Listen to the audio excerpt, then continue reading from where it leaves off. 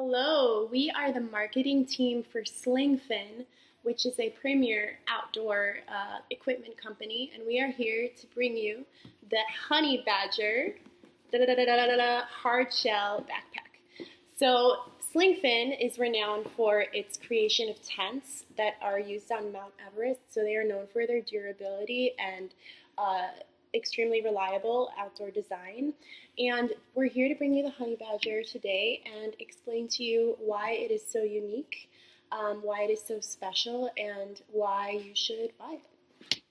So the Honey Badger is one of the very few hardshell backpacks that is going to be on the market very soon.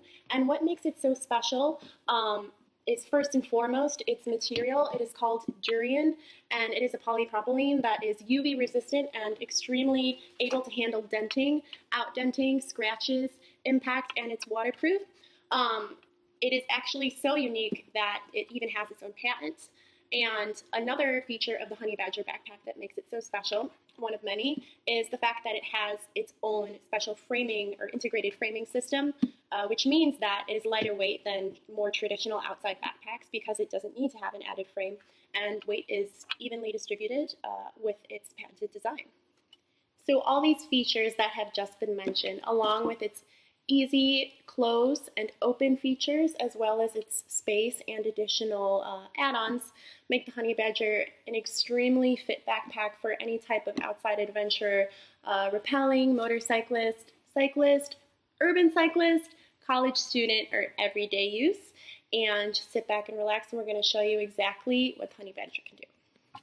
So when we look at the market analysis we did before we launched this product, we polled approximately 3,000 individuals, 50% across Europe and 50% across the United States, so 1,500 for each area. And what we found is that 80% of those people that we polled owned some kind of backpacks. And when you look at the breakup of how many people we asked them would switch given this choice and given the pricing, and 90% of them said they would switch, and all of them gave approximately $8.75 as a deposit in order to fund this project. So we've gotten approximately $21,000, which is a great help in order to start this project. And that's one of the main reasons we decided to launch it, since there was so much interest. And when we look at simply walking around campus with it, we saw a huge amount of interest because according to ABC, backpacks are a new badge of cool. And they're really seen as a status symbol in colleges, in high schools. And we actually walked by a group of approximately 30 high schoolers when we were transporting our backpack around, and they all just conglomerated around the area, and they were just looking at it, smiling, laughing. They all wanted to try it on, and it really shows that backpacks are really seen as a new standard. And also, according to Time, professionals are switching from briefcases to backpacks, as sales in adults have gone up approximately 33% in business professionals. So what we're seeing is that there's a new trend and a new necessity for hard backpacks that are have a certain branding and expertise. So that's one of the main reasons why we decided to launch our product. So our segments of the market are men and women from ages 18 to 35. Probably the first segment would be those who are 18 to approximately 22, so college-age students that would be using the backpack for weekend camping trips or weekend rock climbing trips to carry their stuff around campus, and also to commute around and to campus. And the second segment of our market would be those from age 22 to approximately 35. So those are the people who are young adults entering the working world. They're urban dwellers. They're trying to figure out environmentally friendly ways to get to work on their bike, on their skateboard, public transportation. They want a rugged backpack that's going to be able to hold all of their stuff, all of their electronics, be lightweight, and also be compatible with bicycles and other modes of transportation. Yeah, the reason why we really decided to choose these kind of market groups is based on our research that we talked about earlier. All the business professionals, they really want something that's a status symbol, and they're really tired of dealing with the computer packs that they just sling over their shoulder. It's uncomfortable, it's not fun to carry, and it's not a status symbol anymore. And it's a lot cooler, easier, and you can carry a lot more with a backpack. So with the 33% increase in sales, I think we can really get that market penetration with the urban areas, and that's what our team decided in that as well. And that's the same thing we decided with the high schoolers and our teenage age range as well, which allowed us to penetrate that market. And as far as the key consumer buying preferences goes, most of our consumers would prefer to buy from a local or independently owned store. So luckily, most of our competition wouldn't come from a big store like Sportmart or Dick's. It would come from those smaller kind of indies, more independently or locally owned stores. And it is definitely a niche market. Yeah, so the reason we came up with this kind of strategy in terms of like when we took into account the consumer buying preferences that they wanted, they weren't really going to go to Dick's or these big stores, is that it affected how we approached retail in the sense that we really wanted to start with online before, and when we go to retail, we want to start with a small store. So that way our profit margins stay pretty high and we are still able to target the people who really want it because our price point for this product is pretty high. It's a branding perspective since, again, we produce the tents that go to Everest. So that's one of the main reasons we decided to target those smaller stores. And that's one of the main reasons that keeps our profit margins very high through online and these small stores. Our type of consumer won't necessarily care so much that our product is high priced as long as it delivers on the consumer's expectations, since they also don't want something that is what they would consider cheap. So as long as we deliver on our expectations, then it is a good price for what it is. So our segments of the market are men and women from ages 18 to 35. Probably the first segment would be those who are 18 to approximately 22, so college-age students that would be using the backpack for weekend camping trips or weekend rock climbing trips to carry their stuff around campus and also to commute around and to campus. And the second segment of our market would be those from age 22 to approximately 35. So those are the people who are young adults entering the working world. They're urban dwellers. They're trying to figure out environmentally friendly ways to get to work on their bike, on their skateboard, public transportation. They want a rugged backpack that's going to be able to hold all of their stuff, all of their electronics, be lightweight, and also be compatible with bicycles and other modes of transportation. Yeah, the reason why we really decided to choose these kind of market groups is based on our research that we talked about earlier. All the business professionals, they really want something that's a status symbol, and they're really tired of dealing with the computer packs that they just sling over their shoulder. It's uncomfortable, it's not fun to carry, and it's not a status symbol anymore. And it's a lot cooler, easier, and you can carry a lot more with a backpack. So with the 33% increase in sales, I think we can really get that market penetration with the urban areas, and that's what our team decided in that as well. And that's the same thing we decided with the high schoolers and our teenage age range as well, which allowed us to penetrate that market. And as far as the key consumer buying preferences goes, most of our consumers would prefer to buy from a local or independently owned store.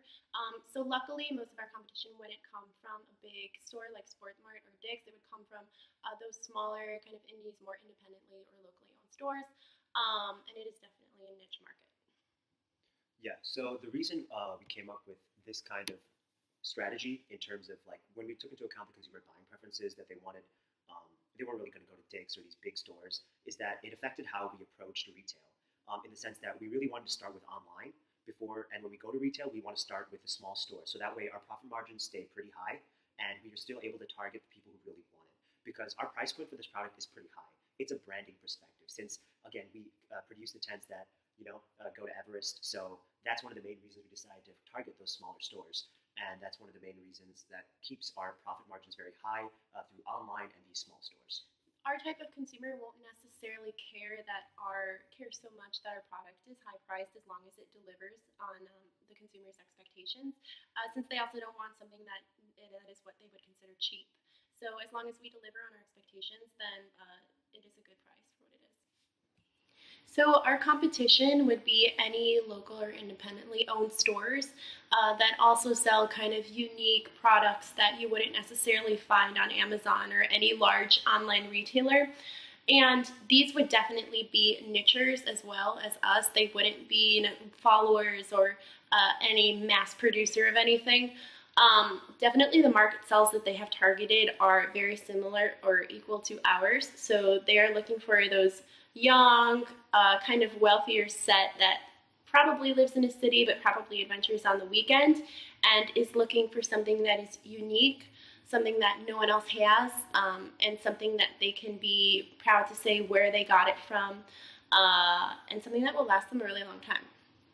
For sure. And when we took a look at the relevant strengths and weaknesses One of the main things that's different between our competitors, for example, like Bobblebee, one of our competitors, which produces another hard shell backpack, is that they claim to be crush proof, whereas we don't claim that. And it's actually one of the main advantages of our product. Because when you look at crush proof things, for example, like motorcycle helmets, they are a one-time use. When you use them and they get crushed, that's it. You can't use them again. They shatter, and that's it. It's a one-time use. Whereas our product, as we'll show you in the following video, is that when you dent it, you just pop it right back out. So there's absolutely no problem. It's 100% reusable and very easy to fix versus a lot of our competitors. And that's kind of how it affected our strategic decision and our planning, is that when we were marketing this project, we wanted to really showcase the fact that it's reusable. It may look a little bit flimsier than the other products, but it's actually one of the main advantages, which is why our marketing was all, and our video is all based on how it's dent resistant, and we can just pop it back out. It's very easy to fix, easy to carry, light to use, versus all these other hard shell backpacks, which is one of the main reasons we believe customers will switch to ours. The Honey Badger differs from the competition because not only is it nearly indestructible, but it is also lightweight, made up of a durable semi-rigid external skeleton. This makes it both easy and comfortable to carry on your back for activities such as bicycling or mountain climbing. It carries more weight comfortably than a fabric pack of comparable size because of its rigid construction. Instead of needing a separate frame inside the pack body itself functions as a frame to evenly distribute the weight for a comfortable carry. A magnetic auto-closing buckle facilitates easy one-handed opening and hands-free closing of the pack lid. It also comes with a high-quality 25-liter dry bag for unsurpassed protection from the elements and ensure your pack contents stay dry, even when fully submerged. Inside the backpack is a double-sided pocket to store small items and a laptop sleeve that fits the laptop up to 15 inches in diagonal and clips to the inside of the pack instead of being integrated into the body. This innovative attachment method protects your laptop from impact in case the pack is dropped. It also allows the laptop sleeve to be removed and used as a standalone case. We're primarily targeting men and women of the ages 18 to 35 because this is the age group that tends to be the most active and engaged in outdoor or physical activities. The Honey Badger serves as a multi-purpose backpack that not only protects and stores equipment for outdoor activities, but laptops and other personal items as well. The backpack and items are virtually indestructible, something that competitors do not offer. So our product will be branded with the SlingFin patch, and we are very proud of the SlingFin name because it represents to us durability, long life, the products that are made for Mount Everest and the people that trek there. So that is definitely something that we are proud to display on our backpack. There will be no formal slogan. However, the name, the Honey Badger, is inspired by a video that went viral a few years ago. Kind of a humorous video talking about how the Honey Badger is one of nature's most toughest animals and how it can encounter any type of animal, cobras, or any type of kind of situation in the wild and come out on top. So that is what inspired the name. As far as product mix extensions, we plan to create keychains, lights that go in the backpack, and change colors, and water bottles to go with the backpack, and also expand the line. And we plan to sell the laptop case and the bicycle pannier separately, so people can customize their backpack with those items. So our pricing strategy for this product led us to about a $230 price point. And the reason why this is the case is because the overheads for this product are very, very high. These are made of really high quality materials, and the customers know that. It's kind of like with Apple products, right?